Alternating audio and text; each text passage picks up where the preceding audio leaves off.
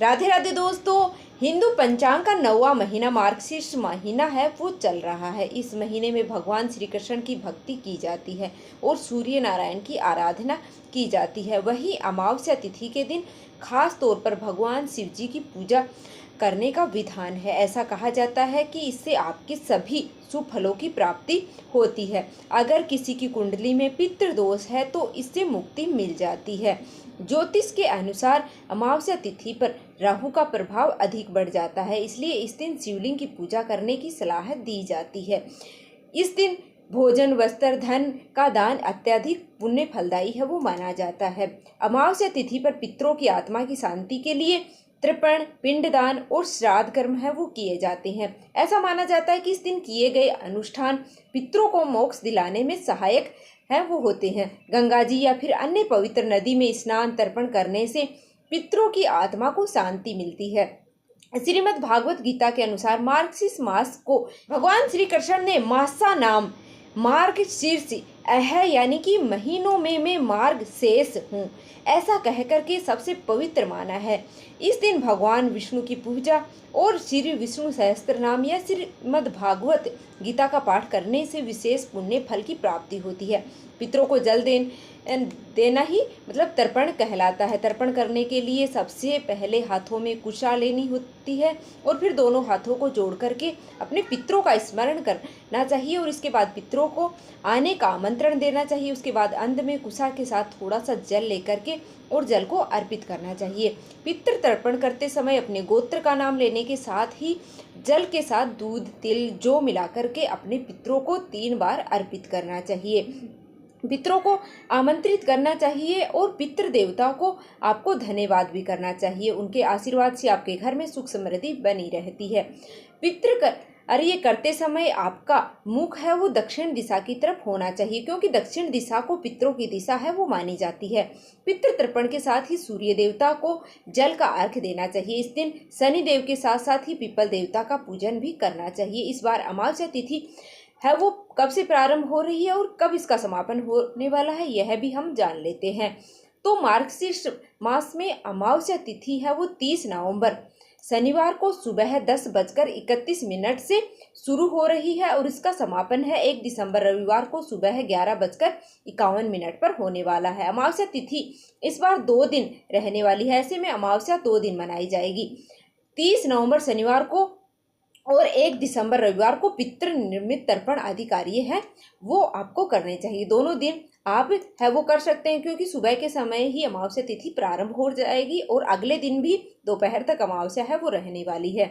वैसे तो व्रत और पितृ तर्पण के लिए 30 नवंबर शनिवार का दिन ज़्यादा सही रहेगा, क्योंकि इस दिन सारा दिन है वो अमावस्या तिथि विद्यमान रहेगी। क्योंकि रविवार के दिन पीपल के पेड़ की पूजा या पीपल के पेड़ में जल अर्पित नहीं किया जाता है। ऐसे में 30 नवंबर शनिवार के दिन ही आपको पीपल की पूजा करनी चाहिए। अमावस्या के दिन पवित्र नदी में स्नान किया जाता है और फिर दान किया जाता है। तो स्नान दान आप 1 दिसंबर रविवार को कर सकते हैं। अब जानते हैं शनिवार के दिन रहने वाले शुभ मुहूर्तों के बारे में। 30 नवंबर शनिवार को सूर्य उदय होने वाला है सुबह के समय 6:55 पर और सूर्यास्त होने वाला है शाम को 5:36 पर। ब्रह्म मुहूर्त है वह सुबह 5:18 से 6:06 तक रहने वाला है। अभिजीत मुहूर्त है वह दोपहर 11:54 से 12:37 तक रहेगा। पितृ तर्पण दोपहर 12:36 से 2:36 तक है वो आप पितृ तर्पण कर सकते हैं। इस दिन राहु काल का समय है वह रहने वाला है सुबह 9 बजे से 10:30 बजे तक रहने वाला है। 1 दिसंबर रविवार को सूर्य उदय का समय है वह 6:55 पर होगा और सूर्यास्त शाम को 5:36 पर होगा। और इस दिन ब्रह्म मुहूर्त का समय है वह रहने वाला है सुबह 5:19 पर और समाप्त होने वाला है 6:07 पर। अभिजीत मुहूर्त है वह दोपहर 11:54 से 12:37 तक रहने वाला है। इस दिन शुक्रमा योग है वो बनने वाला है तो वह शाम 4:30 बजे तक रहेगा। राहु काल शाम 4:30 बजे से 6 बजे तक रहने वाला है। अमावस्या के दिन किए गए दान से पितृ तृप्त होते हैं, तो इस मौसम में काम आने वाली जो भी चीज़ें हैं उनका दान आप कर सकते हैं।